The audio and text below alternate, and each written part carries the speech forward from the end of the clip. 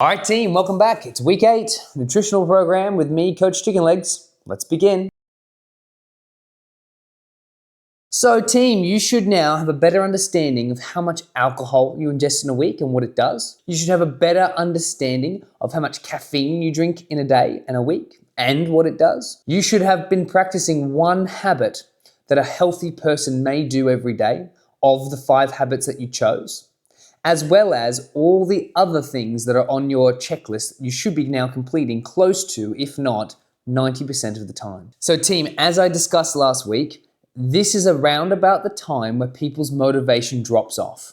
Between week 7 and week 9, most folks will start finding that things are getting hard and the motivation to do stuff, like our nutrition program, starts to drip off. You probably noticed in your checklist, you may not be ticking your checklist off as consistently. You might not be ticking your checklist off at all. You might be waiting to the night before you watch this video to check off your checklist. Things like this are the indicators that our motivation is starting to dwindle. We might start to be being pulled back to our old habits. Whenever we experience any kind of new thing that we're trying to do for a long period of time, you're gonna go through troughs like this. Our goal, and what I'm going to try to teach you about today, is to notice when we're in a downward spiral and how to pull ourselves back to the peak that is higher than the last peak we had. So we're always going to want to be trending up long term, but we are naturally going to have drops. It's just human nature, and we're actually going to learn about why this is the case today. So team, if you find time, there is an excellent professor called Amy Cutting, and she coined the phrase, fake it until you become it. So what she suggests is before you go into an interview, you go to a bathroom, somewhere quiet where it's just you, and you force your hands up into the sky like this, and you look at yourself in the mirror and you say things along the lines of, you are amazing, you know what you're talking about, you can do this, you're superb, whatever it is. Lots of positive things, even if you don't believe it. And what it should do is help trigger your biology to start kicking in to make you feel more confident. They did a study where they tested people who were blind from birth. They gave them a reward. They made them feel like they had succeeded in something, and most of their natural reactions were to put their hands up in glee and in joy. It's something that's within us quite naturally. You'll see that dominance or confidence can often be seen as being wide, or characters who are open and large, where it is perceived that submissiveness or lack of confidence might be sheltered. So we can actually trick our biology where even though I may be feeling uncomfortable, I actually fake biology. I fake the feeling of confidence. I hold myself open or make myself feel larger to try to trick myself and others that I myself am confident. This is the idea that Amy Cuttings was discussing. She's about tricking your biology. You fake it until eventually you yourself actually become a more confident creature. This is also true for some of the habits that we're developing in our nutrition. It's also true in identifying who we are as someone performing this nutritional change.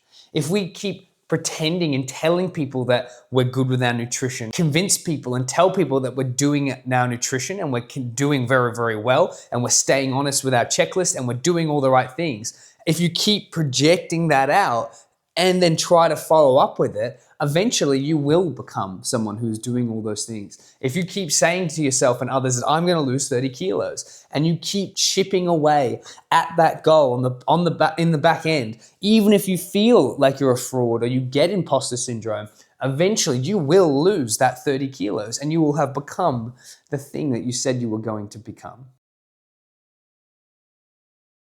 This can become a little bit challenging, team, because within our brain, we have about 70 to 90,000 thoughts in a day. Of these thoughts, most of them are automatic. Most of them operate without you even thinking about it, based off past experience.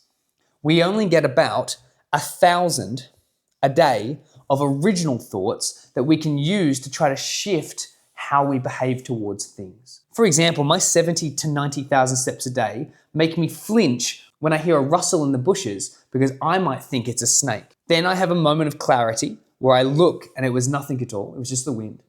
So the next time that bush shuffles and ruffles, I might not flinch as hard because my 1,000 thoughts contribute now to a new reaction. If I keep getting reaffirmed where there isn't a snake in the bush, it's just the wind or another animal, I will start flinching less and less and less and less and less. A better way to think about it is this. A highway runs down your brain and it allows thoughts to function. So this is all the thoughts you don't really think about throughout your day. This is brushing your teeth or walking or driving a car or making a coffee or doing your signature. These things happen automatically. In a day, I get 1,000 opportunities to do a little bit of construction on a dirt road that's coming off the highway. Now, if I do a little bit of construction for one day, no car from the highway is going to take that path. It's just too difficult. But if every day I do a little bit more construction, eventually that road becomes a turnoff. And so some cars start going down that pathway. And if I keep doing every day just a little bit more building, eventually the highway is completely diverted to a much stronger path. As we chip away at our habit stacking and challenges and trying to build up new habits, all of our body and all of our thoughts will want to return us to the easiest path. It's quite challenging to build a new pathway in your brain. But once it's built, it's very, very hard to remove this new highway.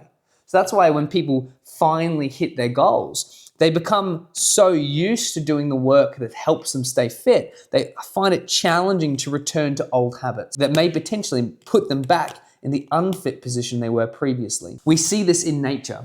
When you go on walking tracks, animals will take the path of least resistance. So as an animal will start stepping through the shrub and flattening out the path, more and more animals will take that pathway until you get clear walking ways within bushland and in forest. This is the same in our body. So our job is to be consistent enough, knowing that our body's fighting us. It wants to bring us back to comfort, back to the original highway. That's what you're feeling. You're feeling this resistance, this I don't want you to change. Our highway still works. Why are we trying to go down a dirt road? That's this feeling, this lack of motivation, this drop in your want. It's the I don't want to change. It's your brain trying to keep you alive and consistent with what it knows. But what its consistency and what it knows currently hasn't made you happy or has taken you down a path that is leading to poor health decisions. We want to start convincing it that it is okay to take this other path towards healthier decisions. And yes, there's going to be a bit of a teething process, but as we get through it, that feeling of resistance will diminish. It'll start becoming much easier to do the healthy pathway over the original easy pathway. Let's look at an example of this right now. I want you to grab a pen and I want you to grab a bit of paper. I need you to write down your signature with your dominant hand 5 times. Write down your signature, do it 5 times. The pathway of your written hand is very, very strong because you've written your signature thousands of times. This is the highway that's currently being used. I need you then to switch to your other hand, your non-dominant hand, and do your best to write down your signature again 5 times. Now, you may be able to do this, but it certainly won't feel as easy as when you're with your dominant hand. This is an example of where pathways are in support of the easiest highway. So if we lost our hand in an accident, it would take us a while to be able to develop the new pathways in our non-dominant hand, but it would eventually occur. So team, we are going to cheat a little bit here. Since we already have a bunch of habits that we do throughout a day without thinking about it, if I want to add more habits to them, if we want to learn new skills, we've actually got to cheat by adding a new task we want to do and gluing it with a task that we're already doing. For example, if I wanted to start doing 10 push-ups a day and I decided I'm going to get up at 6 o'clock in the morning and do 10 push-ups. If I'm not already getting up at 6 o'clock in the morning, I may forget to do the task completely, or it's a very, very large ask to do that amount of work, even though perhaps you might not be very challenged by 10 push-ups. The trick is find something that you're already doing, have a stimulant to remind you that that's something you want to do. So for example, if we want to do calf raises, I may put a sign in my bathroom where my toothbrush is that says calf raises.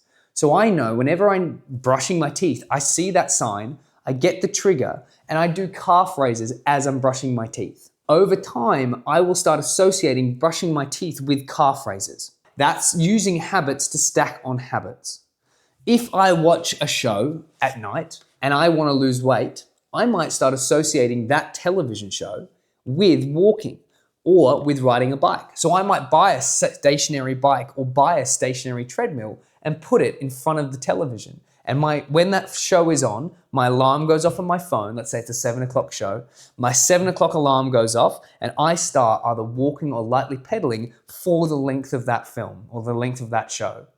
Starting to use habits that you're already doing to introduce new habits. You might, in an afternoon, have a 30-minute relax session with your partner. That's great. You might then use that session that you've been doing already for years as an opportunity to stretch at the same time if you have flexibility goals. So we're using things that already exist and we're starting to build habits. So some people use the time they commute to work to listen to podcasts. It's the same concept with our nutrition and with our health. So this week, what I want you to do, you're going to choose 5 habits that you're already doing and write them down on this habit stacking sheet. Once you have the 5 things you're already doing, so it might be I brush my teeth, it might be I drive to work, it might be I watch television in the afternoon, it doesn't matter. I want you then to put a habit that you would like to have that you could stack with that item you're already doing. So if it's calf raises, I would write down, I brush my teeth. And the thing I want to put into it that I'm not currently doing is I do calf raises. If I wanted to do something along the lines of, I want to do 30 minutes of cardio a day, I would say, well, I watch 30 minutes of Netflix of an evening. And so I'm going to do 30 minutes of walking on the treadmill at the same time. If I call my friends after work for 20 minutes or 30 minutes, I'm then going to use a habit that I want of maybe going for a walk during the same time. So you kind of get the idea, team. Think of 5 things you're already doing, and then we're going to start stacking them like a pancake to try to get as much bang for our buck and build habits out of things we're already doing, creating new habits that are going to help us with our nutritional and health goals. So team, there's a part of your brain called the anterior mid-cingulate cortex. And what they found is that when we do things that we don't want to do, that are promotive of our health, that space and neural connection within our brain grows.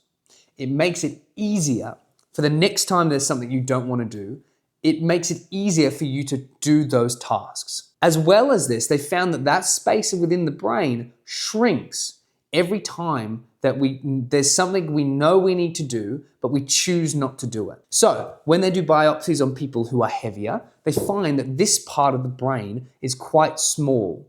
It's atrophied, it's shrunk. And they're finding in dissection for people who are healthier that this part of the brain is larger. People who have done service in the military, they're finding that space is larger.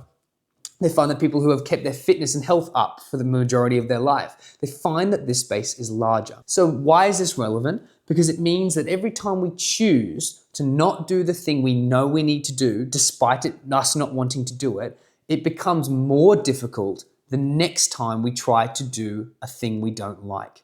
So we start stacking this habit of things getting harder and harder. So if you chose not to do it today, it'll be even harder to do it tomorrow. If we chose to do something we didn't like doing today, it'll be easier the next time we need to do it. Now, this space doesn't grow if you're doing something that you like. So if you like to jog, then this space isn't growing.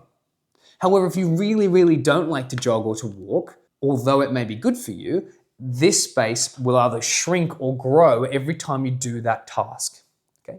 Now, this isn't to say to find the hardest thing that's potentially dangerous for you and to try to do it, but it is saying that listen to your intuition, that when you know you need to do the dishes or you know you need to not have that larger serving of carbohydrates, but use that opportunity to grow this space, almost like you would grow a muscle, so you become more resistant to hard work and more resistant to big changes of your life. And when these big troughs come in your motivation, we can identify them, know that it's a test that we are being presented with, and come out of the loop. Always lean towards discomfort. We want to become stronger mentally so that our habits have a better shot at sticking and lasting. So team, I want you this week, I'm gonna give you another sheet. This sheet's gonna have 4 big circles and we're gonna work backwards from them. We're gonna set ourselves up with our yearly goal, our task for the year, and we're gonna break it down on how to succeed in it. So I want you to write down, this year, I am going to achieve ... So whatever your yearly goal is gonna go in this big circle. That might be lose 10 kilos. We know that's a bit more reasonable of a goal. Every week we lose roughly 200 to 500 grams, depending on how much excess body fat we have. Make sure the goal is reasonable and that it's gonna take about a year to achieve. It might be run a marathon. Now we go to this month, we say, now this month, to achieve my yearly goal, I need to do ... So if I wanted to run a marathon, this month, I might need to run 50 kilometers a week. So in my training, I factor in that there's 50 kilometers a week that I need to do. So in my month, I need to do roughly 200 kilometers, whatever it is, okay? If it's a fat loss goal, well, this month I have to make sure that my nutrition is very strong and I lose about 1 kilo to 2 kilos of a month. We then work back again to this week. So we start breaking it down to what do we actually have to do. So this week, if I want to lose weight, I need to make sure that my weekly checklist is ticked off to 90%. I need to make sure that I'm training regularly. I need to make sure that I lose roughly about 200 to 500 grams of this week. And that means today, I need to make sure that my meals are well prepped, my nutrition is in order, that I've gotten enough sleep, that I've got my training, that I've had enough water, and that I'm filling out my sheet. And then if we stay consistent here, we start building up these habits that allow our yearly goal to be achieved. It's a lot easier to build up the pathway when we know what our end goal is in mind. The more clear this is, the better. Remember, we're trying to avoid, I want to feel better, because if you wire me $1 million, I feel good, but if you punch me, I feel pretty bad. We want hard, measurable goals. This is one thing I want you to follow up with. Try to think of your yearly goal and work back what you need to do this month to achieve it, what you need to do this week to achieve it, and what you can do today to achieve it. Team, we're gonna quickly recap on proteins. Every week now, we're gonna just refresh ourselves, get more information. Proteins, again, are very, very important. The main things I need you to remember is, remember a bucket with a hole in it. We always want to be topping up our protein throughout the day because it's a macronutrient that's not well stored. If we overflood the bucket, we just expel the protein as waste. But if we keep it constantly level, we'll have a nice expenditure of protein throughout our day. Remember, we need about 0.8 grams per kilo, that is you minimum a day, just to keep your cell function alive. Remember that proteins are responsible for creating immune cells, for muscle cells, for brain tissue. Very important macronutrient to be staying on top of. Remember that there's essential amino acids or proteins, semi-essential amino acids or proteins, non-essential amino acids. These are things for you to remember. You don't need to remember a whole lot about protein. The best thing to remember is what it does and how it operates within the body. I have a challenge for you now this week. I'm gonna start giving you challenges, team, because if we can upset your rhythm in a controlled environment, when things come in from life that upset our rhythm, we're already well practiced in dealing with it. The good news is if this challenge upsets your rhythm too much, you can always stop it. It's not one that's long lasting, it's only a week long. We need practice in being uncomfortable. And the good news is in this setting, we can control how uncomfortable it's gonna be. So on top of filling out your sheets this week, filling out your checklist this week, doing one of your healthy habits that I want you to choose. So you should choose a new healthy habit of a person that you admire. If you've done one from last week, you're gonna choose a new one for this week. That's one of your tasks. But the main challenge for this week is every single meal that you have or fluid that you drink must be eaten off a plate or drunk from a cup. Why do we do this? Because we need to now see if our measurements are still lining up or if they've started to slip off, okay? It's also to help challenge you, making you do something that's a little inconvenient to help build up tolerance and hopefully help us build these new healthy habits. It's only for this week. Drink from a glass, eat off a plate. If you are at work and you have to bring meal prep to work, still bring your container, but put it onto a plate. Now, for some of you, this is going to be absolutely ridiculous. You might be a truck driver. You might be someone who's on the go a lot. Adapt the challenge as needed. We're trying our best to challenge you, but if it's not reasonable, it's not reasonable. For others, this might be a little bit challenging but doable. And for some, it might be a very easy challenge this week. So quickly recap, we've talked about Amy Cuttings and faking it until you become it. We've talked about the highways of our brain when we're trying to change new habits, the resistance you're naturally going to feel.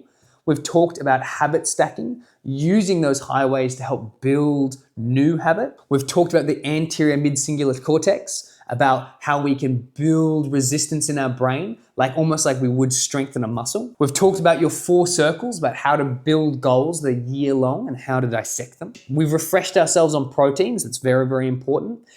And I've set you a challenge for this week to eat everything off a plate and drink everything out of a glass. Excellent, team. That's the end of this week. Stay on top of it, 90% consistency, and acknowledge if you're in a trough and think about some of the ways we can get ourselves out of those drops and back into the positive.